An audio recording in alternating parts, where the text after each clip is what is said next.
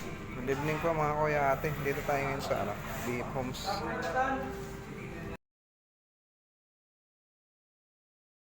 Nag-assemble po tayo na shelves. May nag-order po ng shelves. Ayan o. Assemble na po natin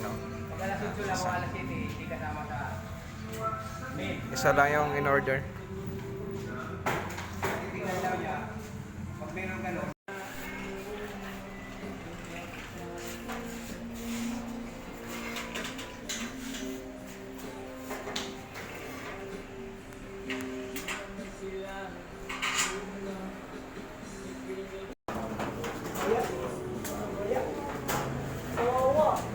Wala ebidensya eh.